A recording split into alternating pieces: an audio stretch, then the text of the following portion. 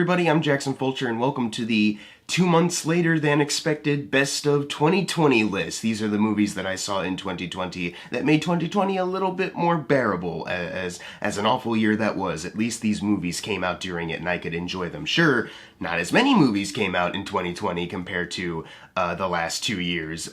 Here's how many movies I saw in 2018. Here's how many I saw in 2019. Here's the number for this year. I'm still surprised it's that high, but compared to those other two, yeah, not quite there. Who knows? Maybe I would have given more A+s out if there were more movies that came out this year. I don't even know, or maybe I'm just more of a snob. I think it's maybe the former. But usually a lot of these lists I have to extend them to top 15 or some odd number because there's just so many movies that I've given an A+ to in the last 2 years. This year it was yeah, we got 3, which is still not bad, but you always like to see more. I'm so used to having more A+ in a year, so it's really weird for me. But we're gonna go forth with this best of the year list. I still have not seen everything that came out in 2020. There's a couple movies that maybe could be in contention for this list, but I feel pretty confident with the ones I've got. I love these movies enough, I would like to talk about them now. The original intent of delaying this best list was to wait until The Father came out, because I heard that was going to be really great, that could probably get on my top 10, so I was like, okay, I'll wait. But then the release date, when they said the release date was, it came and then the movie it wasn't available. I couldn't find it in theaters anywhere. And then I checked on IMDb, is there another one? And then I found out it really didn't even come out in 2020. They had a lot of festival screenings of it, but there was no limited release listed on there. There was something called MoMA, the Contenders, something like that, but there was nothing that said this came out theatrically limited or something like that. It was just nothing. It just says 2021, so I guess it counts as a 2021 movie, like Judas and the Black Messiah. That also counts as a 2021 movie, so that's not on this list because of that reason. So after waiting for so long, I just finally decided, you know what, screw it, let's just do the best of the year list now. I've got enough movies I want to talk about, so let's get started with the honorable mentions. Nomadland, this movie is now in contention for Best Picture, which is honestly great. This is a really good movie, and if any movie is going to be up for Best Picture, might as well be a great one. Frances McDormand does an excellent job, and Chloe Zhao's direction is wonderful. Onward, a Pixar movie that has a lot of heart and really touched me. I wish it got a little bit more love at the box office, but this was kind of around the time that COVID was starting to really affect things, so people were staying home and theaters were not the vibe at the moment. Love and Monsters, a movie that took me completely by surprise, that I was not expecting to love as much as I did. Bad Education, a movie that I wish Hugh Jackman and Allison Janney were up for more acting award stuff for, but there's a lot of competition, and I guess Bad Education just doesn't count, even though I thought it did at this point, because at that point I think Hugh Jackman might be able to squeeze it, or at least Allison Janney, whatever. We're moving on. Minari, a really good movie, really wholesome, really sweet movie about the American dream. It is not a foreign language film, though. If this gets nominated for Best International Feature at the Oscars, despite it being at the Golden Globes, when this movie came up, they had to put USA under it because it was just because they speak a foreign language doesn't make it an international feature film. Whatever. We're moving on. The Kid Detective, a really good movie that went under a lot of people's radars, understandably so, but this was a really good movie for me. I enjoyed it immensely. It was funny, it was fun, and then it got really dark in the last couple minutes. Definitely a screenwriting inspiration, this one. Happiest Season, very sweet, very touching, made me tear up. Dan Levy is comedic genius. He's wonderful. And Mary Holland, too. Those two really made me laugh during that movie. Run, terrific performance from Sarah Paulson, chilling, creepy, but also Kira Allen smashed it in her debut feature. And finally, Palm Springs, a twist on the Groundhog Day premise done very well. Andy Samberg did a really great job. This movie almost got into the top 10. It almost made it. I was kind of bummed that it didn't make it, but there are 10 more that I enjoyed even more this year, which is great. So let's get into number 10.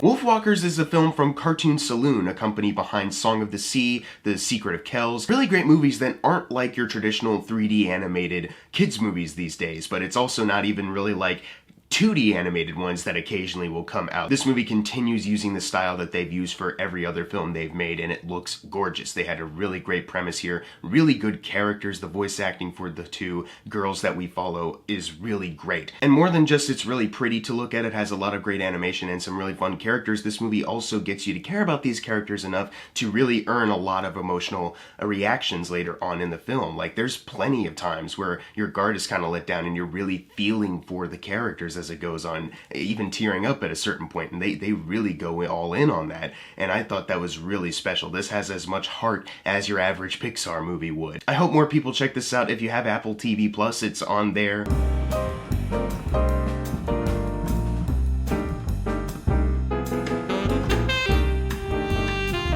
One Night in Miami is the debut feature from Regina King, who did an excellent job directing this movie. These four actors do an incredible job embodying these people. The conversations they have are so great. Whether it's just them hanging out and having a good time, or they're really discussing their conflicting ideologies and having arguments over them. It's really fascinating, even though it's fictional. It's not like these four actually had this conversation that we know of, but it's still really interesting to see these four important figures go at it. There's a scene involving racism that I wasn't expecting to turn racist, if you know what I mean. Like, there's a scene with Aldous Hodge and this older white guy who are talking on a porch, and I was like, okay, like, it's a nice conversation, I guess, and then all of a sudden it just like flips on a dime, and I was like, oh my god, that's disgusting. But it's great, like a really great job staging that. And Leslie Odom Jr., that guy can sing. He is incredible in this movie. He's got several songs. One of them is nominated for the Golden Globes and it lost, but he was terrific. You know, he's from Hamilton, so it makes sense.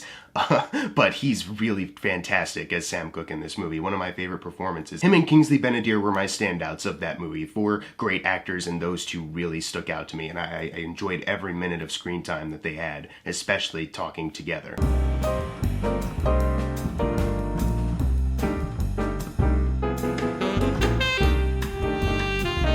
Relic is a horror movie that probably not too many people have heard of, and despite it being produced by the Russo brothers, it is actually really more artsy than you'd expect. It is actually about much more than just like, oh, something spooky going on with Grandma. I mean, technically it is something spooky going on with Grandma, but it's a little more universal and maybe hits too close to home depending on who you are or what you're dealing with. It's a really haunting movie that is acted really well from all three people. The woman playing the grandma is incredible, very touching at certain parts too because of what she's dealing with. That is real, honestly, I feel like anyone can understand and relate to at that point. Emily Mortimer and Bella Heathcote, they do a great job too. There's an interesting family dynamic there, and it all pays off once you get to the end of the movie and they really solidify what this movie is about, and it's incredible. It's very creepy, really great imagery all around. It spooked me a lot. It spooked me a lot because of the horror that they had put into it, but also because of the message they were trying to get at. At this point, I won't spoil it for you. I just want you to check it out and figure it out for yourself.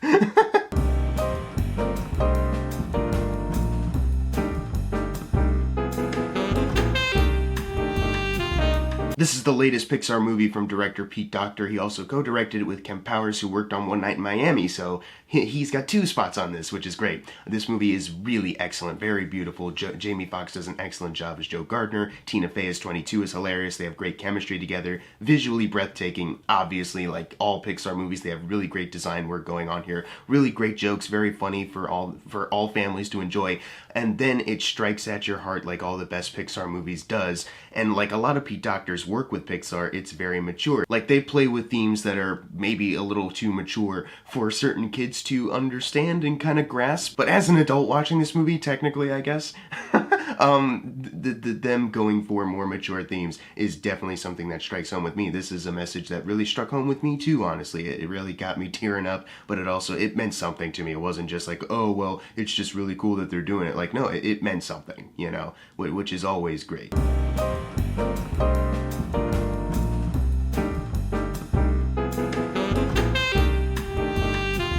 Sound of Metal is about a guy played by Riz Ahmed who loses his hearing and now has to adapt to an all-new lifestyle of trying to communicate. And he is incredible in this movie.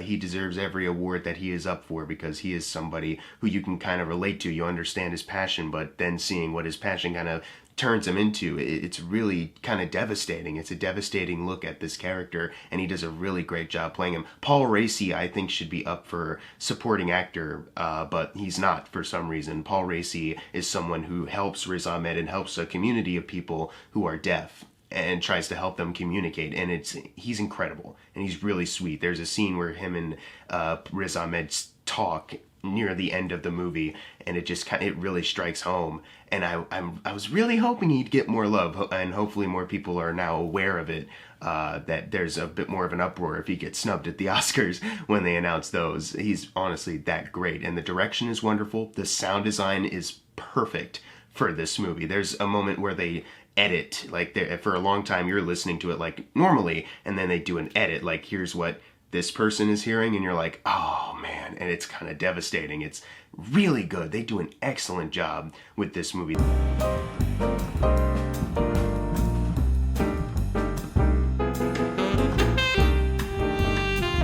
Da 5 Bloods is Spike Lee's latest film, this one with Netflix, and he does another great job with it. You have an incredible cast here. Delroy Lindo, I think, should be up for way more Oscars and awards than he actually is right now. He's incredible in this movie. Everyone else in the cast is great too. They're really funny together. You sense that they have a true camaraderie with each other, even if they kind of disagree on certain things, and it's all the more devastating when things kind of start to fall apart on their journey back to Vietnam, where they fought with Chadwick Boseman, who gives a performance that is really good. Despite his limited screen time, he has a scene with Delroy Lindo that is really beautiful and really terrific with him. Similar to his last film, BlacKkKlansman, there's a terrific score with Terrence Blanchard at the helm of that in this movie. Some really sweet, touching moments, some really good action, good direction all around. This movie, if you haven't seen it yet, please check it out. Unfortunately, it looks like it's been getting shafted from a lot of the other award stuff, which is, once again, disappointing. But there's still Oscars, so maybe, I don't know.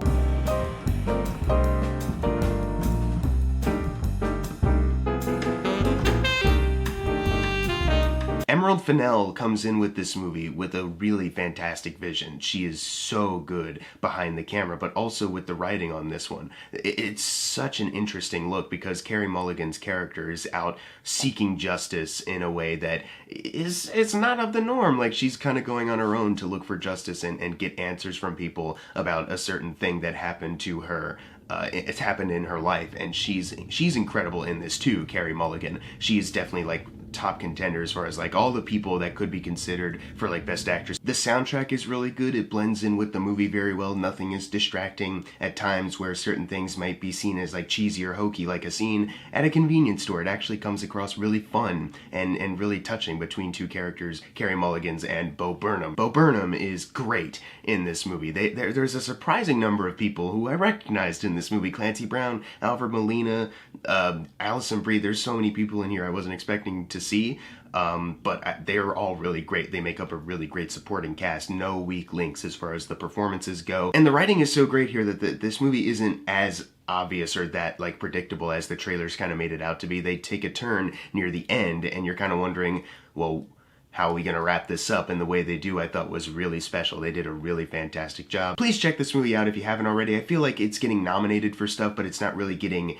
recognized as much as it should be, just because it's a certain kind of movie, like more of a thriller kind of thing. And I don't think that's right. We should be recognizing this movie more. It's quite incredible.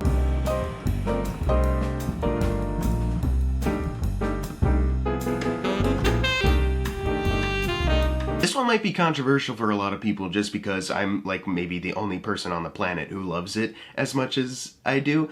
I thought this movie was really great. It's from the same team who brought us Goodnight Mommy several years ago, which is a movie that's really chilling and gross in certain parts. A very more so kind of like psychological thriller kind of movie, and this one is kind of exactly the same way. And it all builds and builds to this really dark, grim ending that I think had a lot of people kind of upset because of certain ways they went about doing it, but I thought everything kind of lined up. I thought everything made sense, and everything kind of worked in a Twilight Zone-esque kind of premise of these two kids who are trying to mess with their dad's new relationship after a very, let's say, bad breakup between him and their mom, which I won't spoil what happens there, but phew, great direction as far as like how they showed that, but it stuck with me. I still think about the fantastic direction here, the great cinematography, the dark and the, I wouldn't say spooky, just more kind of like chilling lighting that kind of puts you on edge automatically, like, oh, what's happening? The snowy landscape, obviously, giving you that claustrophobic feeling. It's terrific. I know some people probably don't love this movie, and that's totally understandable, but for me, when I saw it in theaters back in January, beginning of February, it created an experience that was really chilling for me, really got under my skin, and I really enjoyed it.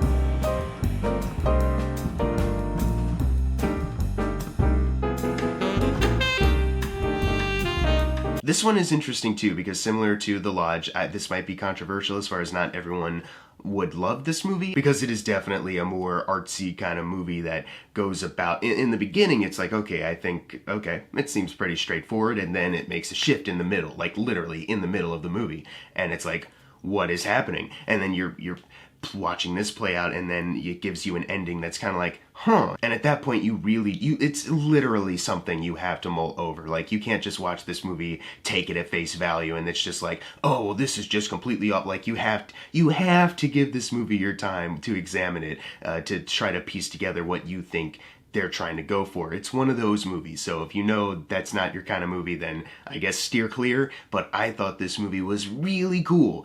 Aubrey Plaza is great in it. She's terrific. She has to give like 2 different kinds of performances at one point, and she's fantastic in both of them. Christopher Abbott is great. Sarah Gadon is awesome, who, by the way, she plays Beth on Total Drama, and so that was my introduction to her as an actress. Great.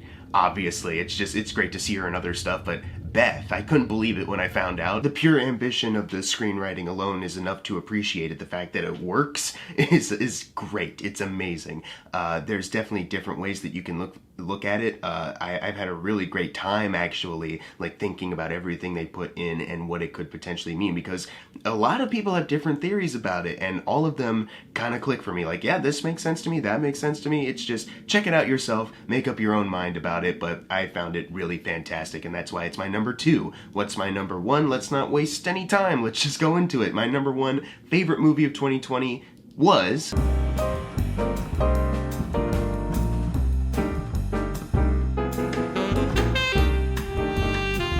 Charlie Kaufman's latest film. That might be his last directorial feature, maybe, depending on certain things I've heard. Not sure, but I really hope that that's not true, because he makes movies that I find really interesting and really fascinating. He writes a lot about the human condition and directs it in a way that is so fantastic, at least his directorial works. His works with like Spike Jonze on like adaptation, or even like whoever directed Eternal Sunshine, who I'm blanking on at the moment.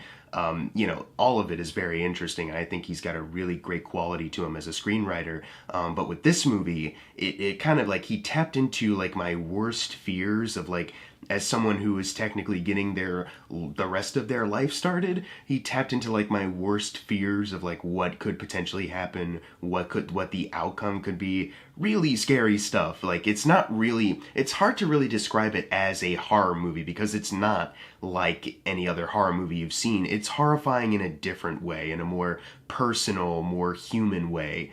Once again, writing based off of the human condition. It's incredibly thought-provoking, though, and Jessie Buckley is fantastic in the movie, but not to be forgotten also is Jesse Plemons, who is obviously one of the greatest actors working, at least right now. I wouldn't say he's like the best. Like, give him a couple years, though.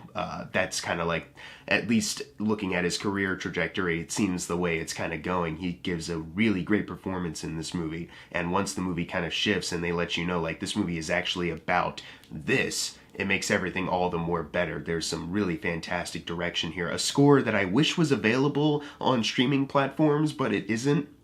Like, there's maybe like one track that I found on YouTube, but I can't find anything else. It's a score that is so beautiful. I wish it was up there for awards contention, because it really is some beautiful work is done on that movie. Some great cinematography, great editing, great everything about it. Charlie Kaufman directed a hell of a movie, and unfortunately, because it's an artsier kind of movie, it seems to be like completely forgotten. Maybe it'll get nominated for Best Adapted Screenplay because it's based off of a book, and he did a great job adapting that book, by the way. But I don't know. It's an artsy movie though, so it's going to be hard to pitch to voters, I guess, but I love it. That's all that matters. I love the movie. I thought they did a really fantastic job creating that and giving me nightmare fuel, not in the traditional sense, in a more personal, crippling anxiety on the rest of my life sense. Fantastic, Charlie. But those are my top 10 favorite movies of 2020. Obviously, there are some ones that I didn't mention. If I didn't, it's because I haven't seen them, or maybe I didn't like them as much. Sorry. There's some really great movies that came out last year, though. So what are your favorites of last year? Leave them in the comments below. And as always, thank you guys for watching. Make sure to subscribe. I'm Jackson Fulcher. See you guys next time.